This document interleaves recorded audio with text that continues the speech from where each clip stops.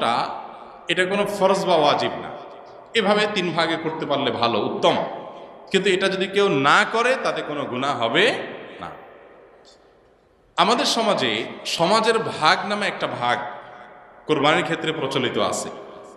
অনেক এলাকাতে এলাকার কিছু মোড়ল মাতবররা তারা সকল কোরবানির পশু থেকে একটা অংশ, যে 1/3 করে তুলে নিয়ে আসেন, অথবা 1/3 পুরোপুরি না হোক বাধ্যতামূলক একটা অংশ তারা নিয়ে আসেন, এনে তারা তাদের মতো করে পুরো এলাকাতে বন্টন করেন। অনেক এলাকাতে যে কোরবানি দিয়েছে তাকেও দেয়, যে দেয় নাই তাকেও দেয়। এখন এই সমাজের ভাগ নামে যে ভাগটা বাধ্যতামূলকভাবে কালেকশন করা হয়, সেটা কোনো অবস্থাতে জায়েজ না। যদি বাধ্যতামূলকভাবে করা হয়, যদি জোরপূর্বক করা হয়। এখন আমার কোরবানির গোশত আমার কাছে নির্দিষ্ট কিছু গরিব আছে জানাশোনা, আমি তাদেরকে একটু দেব, কোনো গরিবকে একটু বাড়ায় দিব, কাউকে একটু কমায় দিব,